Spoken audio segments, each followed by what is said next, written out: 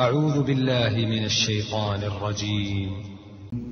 وأنكحوا الأيام منكم والصالحين من عبادكم وإمائكم إن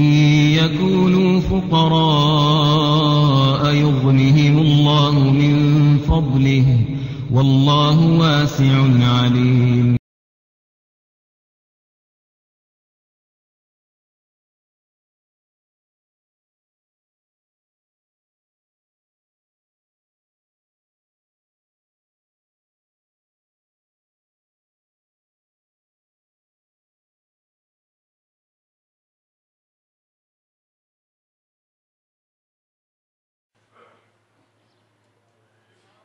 إن الحمد لله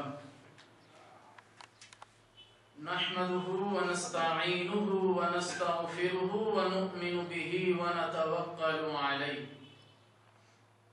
ونعوذ بالله من شرور أنفسنا ومن سيئات أعمالنا من يهده الله فلا مضل له ومن يضلل فلا هادي له وأشهد أن لا إله إلا الله وحده لا شريك له ولا نظير له ولا مشير له ولا معين له وصل على خاتم الرسل والأنبياء المبعوث إلى كافة للناس بشيرا ونذيرا وداعيا إلى الله بإذنه وسراجا منيرا. أما بعد فإن خير الحديث كتاب الله وخير الهدي هدي محمد صلى الله عليه وسلم وشر الأمور محدثاتها وكل محدثة بدعة وكل بدعة ضلالة وكل ضلالة في النار. أعوذ بالله السميع العليم من الشيطان الرجيم. وأنكحوا الأيام منكم والصالحين من عبادكم وإمائكم إن يكونوا فقراء يغنهم الله من فضله والله واسع عليم. قال النبي صلى الله عليه وسلم لا تنكح امرأة بغير أمر وليها فإذا نكحت فنكاحها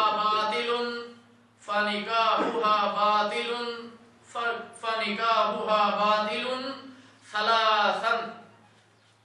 اللهم صل على محمد وعلى آل محمد كما صليت على إبراهيم وعلى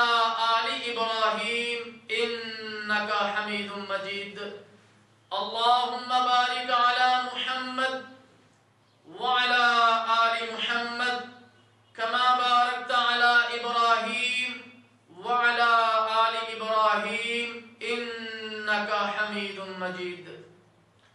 حمد و صلاة کے بعد ہر قسم کی تعریف، توصیف، کبریائی، بڑائی اللہ کے لیے زیبا ہے جو تمام جہانوں کا رب ہے. زمین و آسمان کو بھر دینے کے برابر درود و سلام خلیل کبریا احمد مجتبی محمد مصطفیٰ صلی اللہ علیہ وسلم کی ذات گرامی پر، جن کو اللہ نے تمام کائنات کے لیے رحمت بنا کر مبعوث فرمایا. عزیزان گرامی قدر،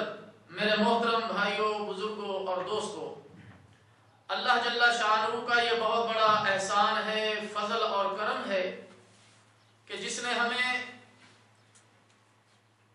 امت محمدیہ میں پیدا فرمایا. امت محمدیہ صلی اللہ علیہ وسلم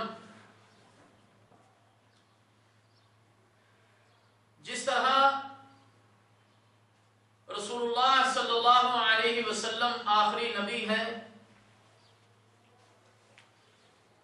قرآن آخری کتاب ہے، یہ امت آخری امت ہے. اس کتاب کے بعد کوئی کتاب نہیں، اس نبی کے بعد کوئی نبی نہیں، اس امت کے بعد کوئی امت نہیں. اور اللہ تعالی جل شانہ نے محمد عربی صلی اللہ علیہ وسلم پر جو دین متین دین اسلام نازل کیا، یہ تمام ادیان میں سب سے بہتر دین ہے اور یہ مکمل دین ہے۔ 1400 سال پہلے حجۃ الوداع کے موقع پر اللہ تعالی جل شانہ نے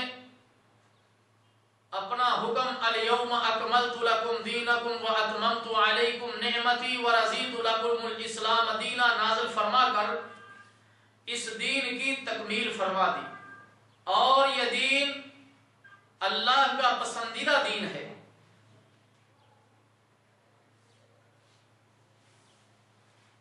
اس دین کو اللہ کے رسول صلی اللہ علیہ وسلم نے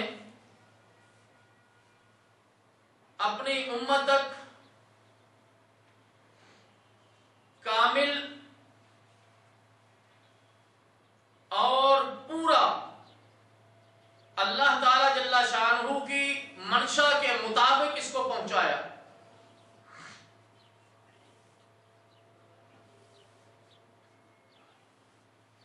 یہ دین جو 1400 سال پہلے پورا ہو چکا، اسی دین پر چل کر اصحاب رسول صلی اللہ علیہ وسلم نے اپنی زندگیوں کو بسر کیا اور وہ جنت کے حقدار ٹھہرے۔ آج بھی یہ اصول باقی ہے کہ جو اس کامل دین پر، اس قرآن کے مطابق اور محمد مصطفیٰ صلی اللہ علیہ وسلم کے فرمان کے مطابق اپنی زندگی کو بسر کرے گا اور قرآن و سنت کے قانون کو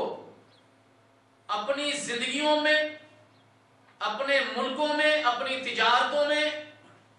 اپنے تمام ہر قسم کے مسائل میں لاگو کرے گا،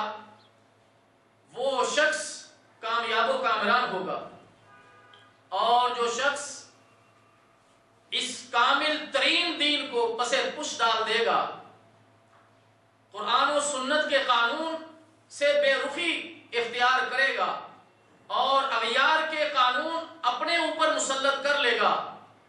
تو ایسا شخص انفرادی ہو یا اجتماعی ہو، وہ دنیا میں بھی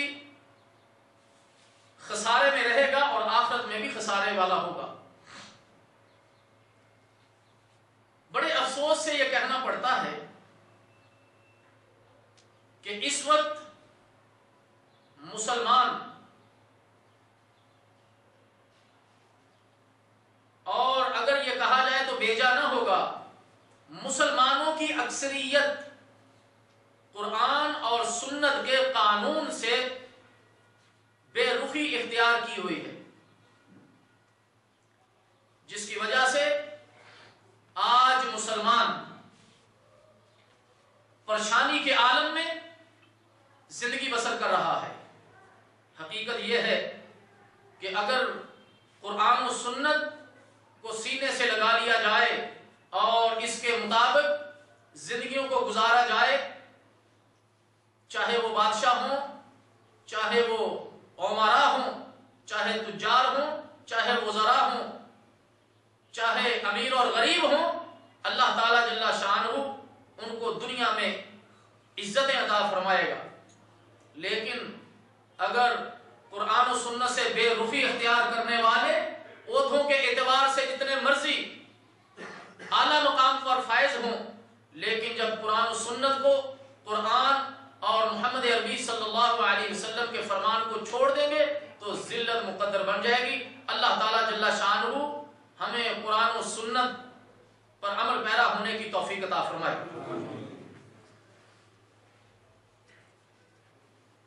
جس موضوع کا میں نے آپ کے سامنے اشارہ کیا تھا، یہ بڑا اہم موضوع ہے اور اس وقت کے حساب سے علماء کرام کے لیے یہ ضروری ہے کہ وہ اس چیز کو عوام الناس کے سامنے بیان کرے اور اپنے خاص کر جمعے کے خطبوں میں، اس لیے کہ لوگ اکثر جو تعداد ہے لوگوں کی صرف جمعہ ہی سننے کے لیے آتے ہیں، پڑھنے کے لیے آتے ہیں، اور اس کے علاوہ جو اور ان کے اجتماعات ہوں ان میں بھی ان مسائل کو لوگوں کے سامنے بیان کیا جائے تاکہ ہمارے نوجوان لڑکے اور لڑکیاں اور اسی طرح ان کے والدین بھی ان مسائل سے آگاہ ہو سکیں اور وہ قرآن و سنت کے مطابق اپنی زندگیوں کو اپنے فیصلوں کو سر انجام دیں تاکہ دنیا میں بھی سرخرو ہوں اور آخرت میں بھی. جہاں تک عوام الناس کی ذمہ داری ہے کہ وہ قرآن و سنت کا مطالعہ کریں، وہیں علماء کرام کی یہ ذمہ داری ہے، اس لیے کہ اللہ تعالیٰ جل شانہ نے انہیں ایک ڈیوٹی سونپی ہے کہ وہ لوگوں کے سامنے رب کا قرآن بیان کرتے ہیں اور محمد عربی صلی اللہ علیہ وسلم کے طریقوں کو، آپ کی سنت کو، آپ کے فرامین کو بیان کرتے تاکہ سننے کے بعد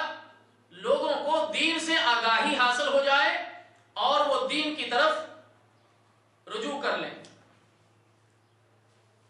تو جس مسئلے کی طرف میں نے یہ اشارہ کیا تھا وہ ہے ولی کے بغیر نکاح کی شرعی حیثیت،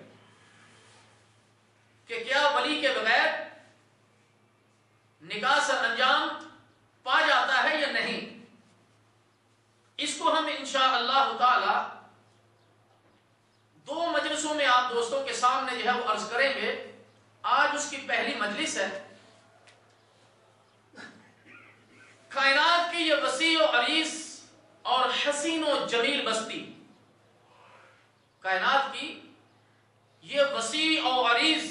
اور حسین و جمیل بستی حضرت انسان کے لیے بسائی گئی.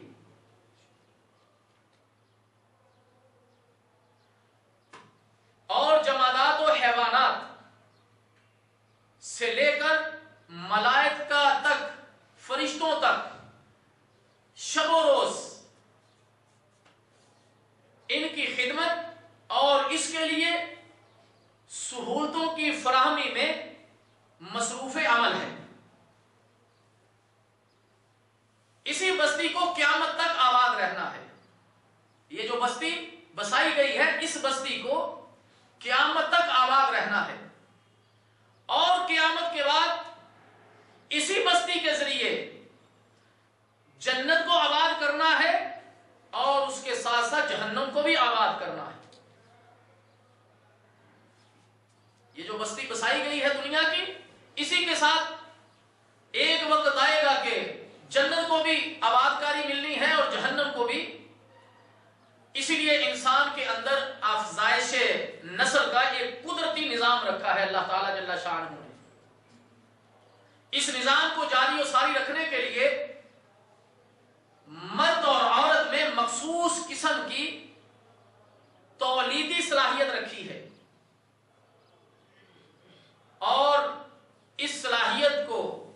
بروئے کار لانے کی غرض سے انسان کے اندر صنفی جذبات اور اولاد کی خواہش کو پیدا کیا ہے. اس سے یہ بستی ہمیشہ شاد و آباد رہتی ہے. اب ایک صورت تو یہ ہے کہ مرد اور عورت کا یہ جو تعلق ہے اصول اور قانون سے بالکل آزاد ہو. مرد اور عورت کا یہ جو تعلق ہے یہ اصول و قانون سے بالکل آزاد ہو جیسا کہ جانوروں میں ہے. ایسی آزادی نہ صرفی زندگی سے، بچوں کی ایسی آزادی سے، صرفی زندگی سے بچوں کی پیدائش تو ہو سکتی ہے، بچوں کی پیدائش تو ہو سکتی ہے لیکن کوئی خاندان وہ وجود میں نہیں آ سکتا. اور اسی طرح نہ ہی ددیحالی اور نہ ہی ننہالی اور نہ ہی سسرالی قرابتیں جو ہیں اس سے پیدا ہو سکتی ہیں اور نہ ہی انسان ایک جوائنٹ زندگی یا جس کو آپ کہتے ہیں کہ رشتہ داروں والی جو زندگی ہے نہ ہی وہ گزار سکتا ہے.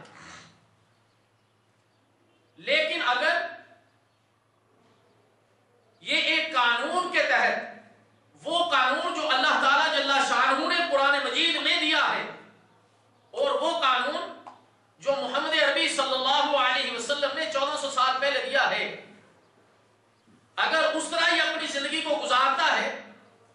تو پھر یہ اپنی اس زندگی میں ایک ایسا نظام دیکھتا ہے جس کے اندر اس کے دکھوں میں ایک بہت بڑی کثرت کے ساتھ جو ہے وہ لوگ شریک ہو جاتے ہیں،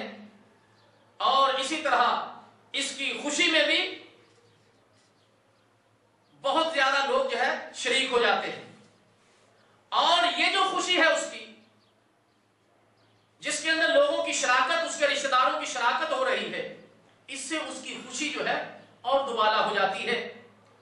اور اسی طرح جو اس پر غم ہے، جب اس کے رشتہ دار وہ دادگوں کی طرف سے ہوں یا ننہالی طور پر ہوں یا سسرالی طور پر ہوں، اس کو جب کوئی غم آتا ہے اور وہ اس کے غم کے اندر شریک ہوتے ہیں تو اس کا وہ غم، اس کی وہ تکلیف ہلکی پڑ جاتی ہے، وہ غم دور ہو جاتا ہے۔ لیکن اگر جس طرح میں نے یہ عرض کیا کہ اگر وہ قانون جو رب نے بنایا ہے اور اللہ کے رسول صلی اللہ علیہ وسلم نے جو قانون دیا ہے اس سے ہٹ کر یہ اپنی زندگی بسر کرتا ہے، تو پھر نہ تو اس کے غموں میں کوئی شریک ہونے والا اور نہ ہی کوئی اس کی خوشی میں کوئی شریک ہونے والا۔ اور پھر یہ بھی ہے کہ اس خاندانی تحفظ کی وجہ سے سماج میں اس کی ایک شناخت اور پہچان پیدا ہوتی ہے، سماج میں ایک اس کی شناخت بنتی ہے، ایک اس کی پہچان ہوتی ہے، یہ فلانے خاندان کا ہے، یہ فلاں خاندان کا ہے، اور اس کے بزرگوں کے کارنامے وہ تاریخ میں پھر لکھے جاتے ہیں، اور یہ اپنے ان بزرگوں کے کارناموں کو یاد کر کے اپنا راستہ جو ہے وہ ایک متعین کرتا ہے، اور یہ کوشش کرتا ہے کہ جس طرح میرے سلف صالحین اللہ کو راضی کر کے دنیا سے گئے ہیں، یا انہوں نے دینی میدان میں کوئی کارنامے سر انجام دیے ہیں، یا اللہ کے کلمے کو سر بلند کرنے کے لیے انہوں نے کوئی اہم کارنامے سر انجام دیے ہیں، تو یہ کوشش کرتا ہے کہ میں بھی ان راستوں پر چل کر امت کو فائدہ پہنچاؤں، لوگوں کو فائدہ پہنچاؤں۔ اس لیے اسلام نے نکاح کی بڑی تاکید کی ہے، اس لیے اسلام نے نکاح کی بڑی تاکید کی ہے، اور بے نکاح زندگی کو پسند نہیں کیا۔ بے نکاحی زندگی کو پسند، جس کو تجرد کہتے ہیں، اس کو پسند نہیں کیا۔ اللہ کے رسول صلی اللہ علیہ وسلم نے خاص طور پر نوجوانوں کو تاکید فرمائی ہے کہ ان میں سے جن کے اندر نکاح کے تقاضوں کو پورا کرنے کی استطاعت ہو، جن کے اندر نکاح کو پورا کرنے کی استطاعت ہو، تو وہ ان کو کیا کر لینا چاہیے؟ نکاح کر لینا چاہیے۔ من استطاع منکم الباءۃ فلیتزوج، تم میں سے جس کے اندر نکاح کی طاقت ہے اس کو کیا کرنا چاہیے؟ نکاح کر لینا چاہیے۔ یہ تعلیم نہ صرف نوجوانوں کو دی گئی ہے بلکہ سماج کو بھی اس طرح جو ہے وہ متوجہ کیا گیا ہے کہ تم میں سے ایسے لوگ جو بے نکاحے ہوں، وہ تمہاری اولاد میں سے ہیں یا تمہاری برادری میں سے ہیں، ان کے کیا کیا جائے؟ ان کے نکاح کر دیے جائیں۔ یہ لوگ تجرد کی حالت میں ہوں، بے نکاحے ہوں، یا شادی شدہ ہونے کے بعد ایسا ان پر جو ہے وقت آ گیا ہو کہ اس وقت وہ تجرد کی زندگی بسر کر رہے ہیں، ان کی بیویاں فوت ہو چکی ہیں یا وہ طلاق دے چکے ہیں، اور اس وقت وہ تجرد کی بے نکاحی زندگی بسر کر رہے ہیں، تو ان کو چاہیے کہ وہ نکاح کی طرف جو ہے وہ رجوع کریں، نکاح کر لیں، اس لیے کہ وَأَنْكِحُوا الْأَيَامَ مِنْكُمْ، کہ ان میں سے جو تجرد کی زندگی بسر کر رہے ہیں ان کے کیا کر دیے جائیں؟ نکاح اور شادیاں کر دی جائیں، کیونکہ نکاح سے گریز نسل انسانی کی افزائش کے لیے بھی نقصان دہ ہے، اور سماج میں اخلاقی جو صورتحال ہے وہ بھی اس سے جو ہے وہ پیدا ہو سکتی ہے، جو آج کل بہت تیزی کے ساتھ جو ہے وہ لوگوں، نوجوان لڑکے اور لڑکیوں کے اندر یہ چیز جو ہے وہ پھیل رہی ہے، اور اس کے اندر جو ذرائع ہیں وہ بہت سارے ہیں، وہ ہم انشاءاللہ اس کو جو ہے وہ آگے چل کر عرض کریں گے۔ تو اس لیے شریعت نے جو ضوابط مقرر کیے ہیں، جو اصول مقرر کیے ہیں، ان میں ایک قانون ولایت بھی ہے، ایک قانون ولایت بھی ہے۔ ولایت کے معنی دوستی کے ہیں، نگرانی کے ہیں، سرپرستی کے ہیں، محبت کے ہیں، اور بہت سارے جو ہے اس کے معنی آتے ہیں۔ چنانچہ اللہ تعالیٰ جل شانہ نے مومن مرد عورت کو ایک دوسرے کے جو ہے وہ ولی قرار دیا ہے، یعنی وہ ایک دوسرے سے محبت کرنے والے ہیں یا ایک دوسرے کے وہ کیا ہیں، ولی ہیں۔ اللہ تعالیٰ جل شانہ نے ارشاد فرمایا والمؤمنون والمؤمنات بعضهم اولیاء بعض، سورہ توبہ کی آیت نمبر 31۔ شریعت اسلامیہ میں مرد و زن کو بدکاری، فحاشی، عریانی، بے حیائی سے محفوظ رکھنے کے لیے نکاح کی انتہائی زبردست اہمیت جو ہے بیان کی گئی ہے یا وارد ہوئی ہے۔ شیطان جو انسان کا ازلی دشمن ہے، شیطان جو انسان کا ازلی دشمن ہے، وہ ہمیشہ یہ کوشش کرتا رہتا ہے کہ کس طرح میں اس کو راہ راست سے ہٹا دوں، کس طرح اس کو میں راہ راست سے جو ہے وہ ہٹا دوں، اور اس کے لیے وہ مختلف ہتھ کنڈے جو ہے وہ استعمال کرتا ہے۔ موجودہ معاشرے میں، امت مسلمہ میں، ہم مسلمان ہیں الحمدللہ، اور ہمیں اپنے ہی گھر کی فکر کرنی ہے۔ مسلم معاشرے میں بدکاری، فحاشی یہ بڑی تیزی کے ساتھ جو ہے وہ عروج کی طرف جو ہے وہ جا رہی ہے، اور اس عروج کی طرف جاتی ہوئی فحاشی اور عریانی اور بدکاری کو یہود و نصارہ اور ان کے متبعین اور اسی طرح یہ ڈرامے بنانے والے، یہ فلم بین، اسی طرح جو ہے وہ ان کی مختلف قسم کی سوسائٹیز اور کچھ حقوق انسانی کی تنظیمیں، اور اسی طرح ہندوؤں کی کچھ تنظیمیں، وہ یہ پوری کوشش کر رہی ہیں کہ کسی طرح مسلمانوں کے اندر اس فحاشی کو، اس عریانی کو، اس بد اخلاقی کو عام کر دیا جائے، جس کی وجہ سے ان کے اندر سے جو اسلام کی حمیت ہے، جو قرآن کی حمیت ہے، جو قرآن کی محبت ہے، جو سنت رسول صلی اللہ علیہ وسلم کی محبت ہے، جو اللہ کے احکامات اور محمد عربی صلی اللہ علیہ وسلم کے جو طریقے ہیں، ان کی جو اس کے دل میں اہمیت ہے، اس کو اس فحاشی، عریانی اور بد اخلاقی کی وجہ سے، بد اخلاقی کو پیدا کر کے اس کو نکال دیا جائے، اور جب اس کے اندر سے اخلاقی اقتدارات اڑ جائیں گی، فحاشی عریانی آ جائے گی، تو اس کے اندر سے پھر قرآن و سنت کی حمیت، اس کی محبت آہستہ آہستہ جو ہے وہ نکل جائے گی۔ اس لیے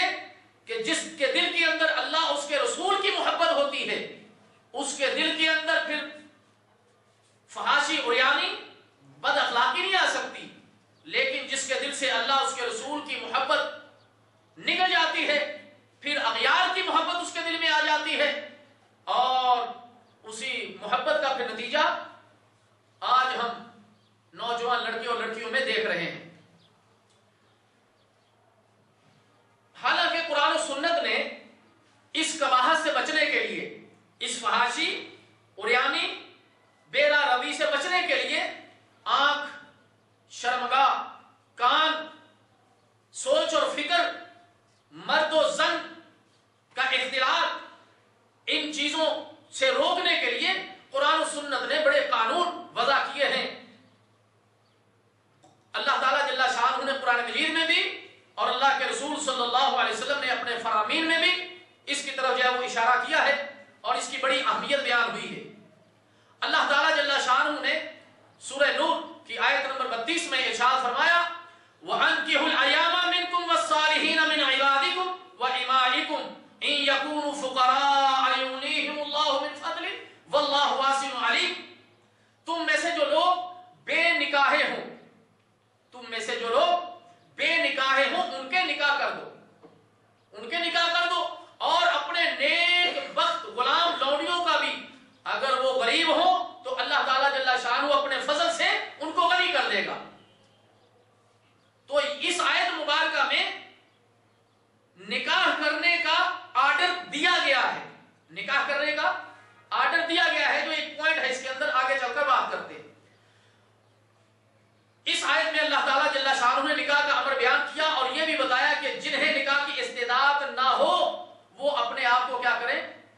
صاف رکھیں اور بدکاری اور زنا سے جو ہے وہ اپنے آپ کو بچائیں۔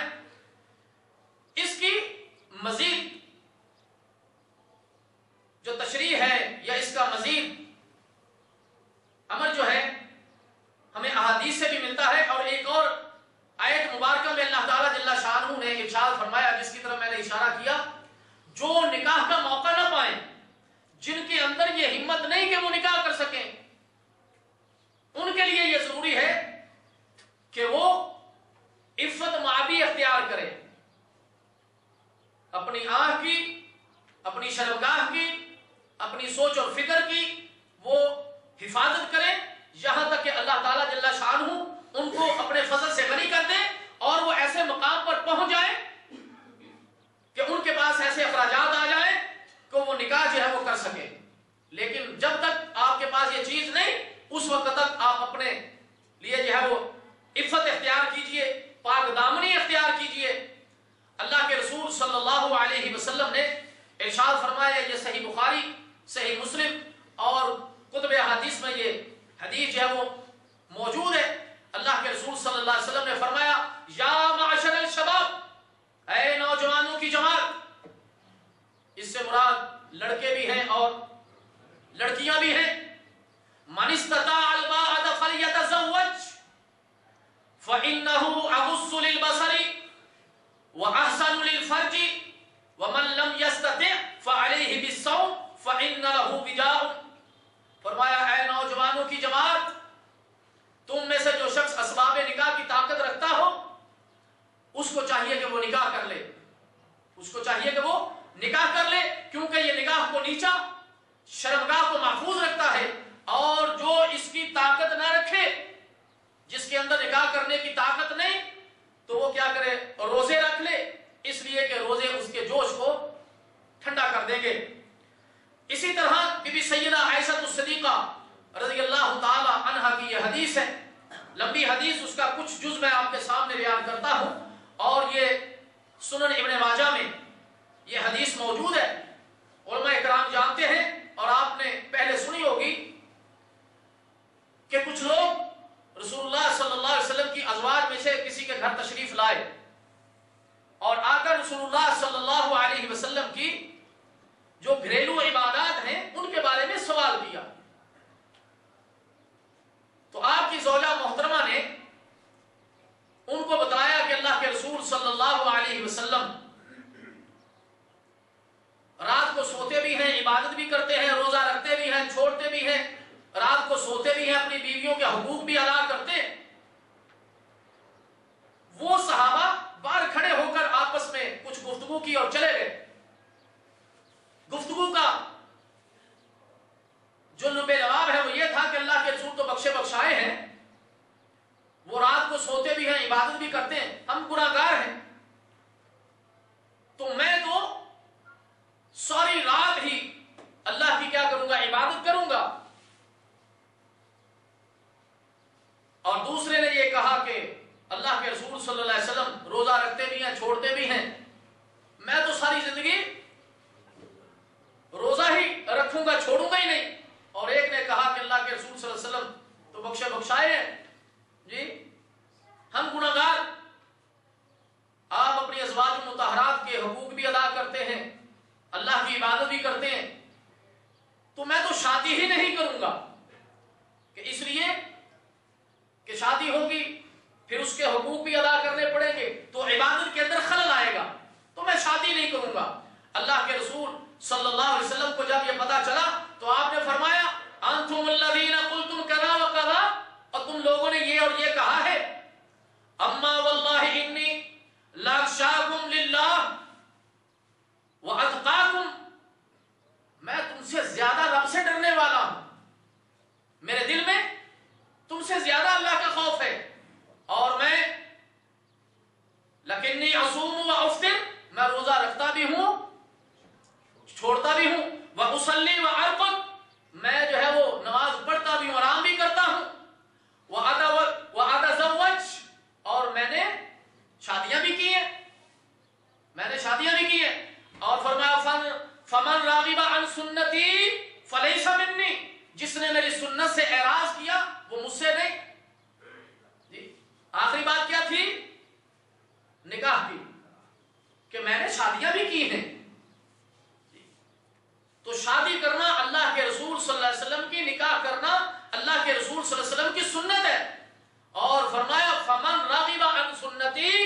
فلیس منی، جس نے میری سنت سے اعراض کیا مجھ سے نہیں۔ تو نکاح کرنا یہ اللہ کے رسول صلی اللہ علیہ وسلم کی سنت مبارکہ ہے، اور اس سے انسان کی آنکھ کی، شرمگاہ کی، اس کے نفس کی جو ہے وہ حفاظت ہوتی ہے، اور وہ گناہ عظیم سے جو ہے وہ بچ جاتا ہے۔ اسی طرح قرآن کریم میں نکاح کو سکون اور محبت، رحمت کا باعث قرار دیا گیا ہے۔ قرآن مجید میں نکاح کو،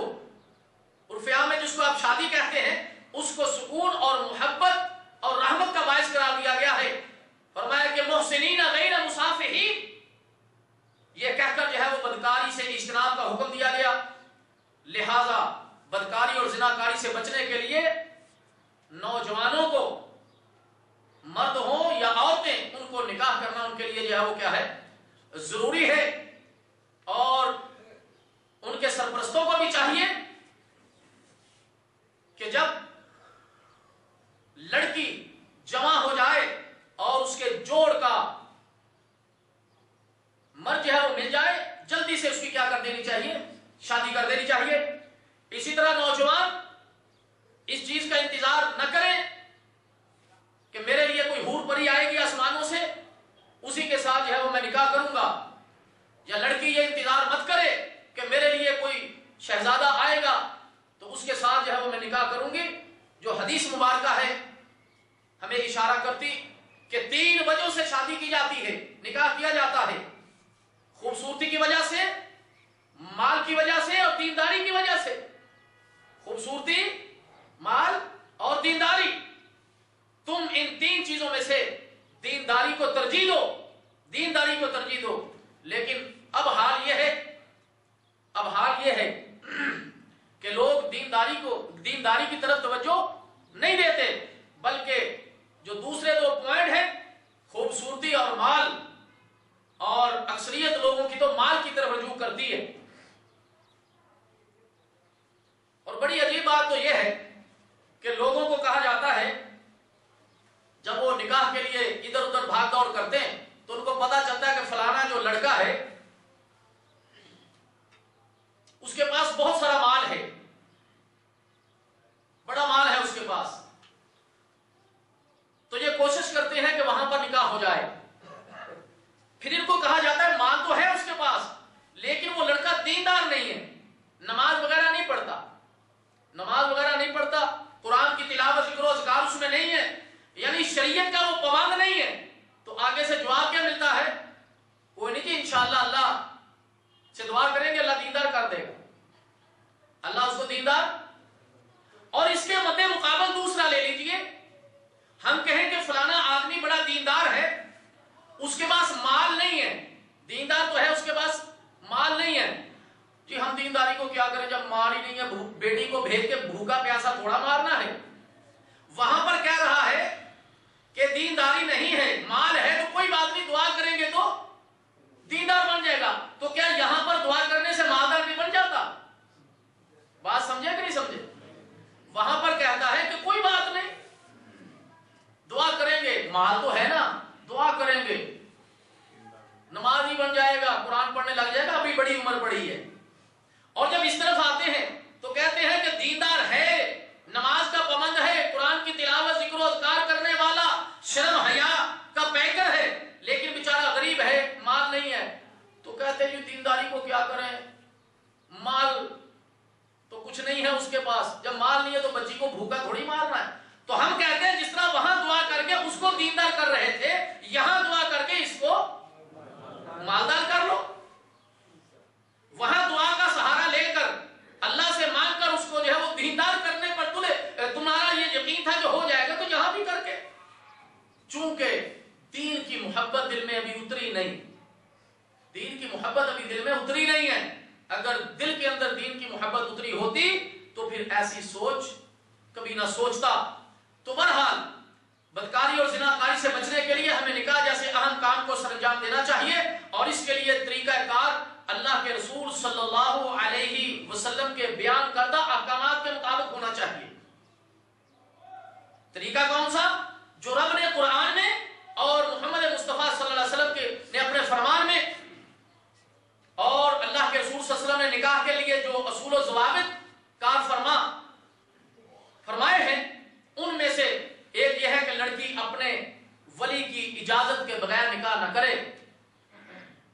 جو اصول و ضوابط مقرر کیے گئے ہیں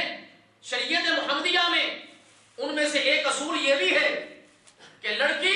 اپنے ولی کی اجازت کے بغیر اپنی مرضی سے نکاح نہ کرے اور گھر سے راہ فرار اختیار نہ کرے، گھر سے راہ فرار اختیار نہ کرے۔ اللہ اکبر، بہت ساری لڑکیاں اس قانون کو توڑتی ہوئی اور بہت سارے لڑکے اس چیز کا سبب بنتے ہیں لڑکیوں کو گھروں سے بھگانے کا، اور وہ شریعت محمدیہ کو پس پش ڈالتے ہوئے، شریعت محمدیہ کے قوانین کو توڑتے ہوئے اغیاروں کے قانون کے مطابق وہ گھر سے راہ فرار اختیار کر لیتے ہیں، لیکن وہ یہ نہیں جانتے کہ اس طرح کرنے سے ان کا نکاح جو ہے وہ باطل ہو جاتا ہے۔ جو وہ کر کے سمجھتے یہ ہے کہ ہم نے نکاح کر لیا، ہمیں پوچھنے والا کوئی نہیں، لیکن شریعت یہ کہتی ہے کہ یہ نکاح جو ہے وہ باطل ہے۔ عورت کے لیے اولیاء کی اجازت کے مسئلے میں قرآن اور سنت میں بہت سارے احکامات جو ہے وہ نازل ہوئے ہیں،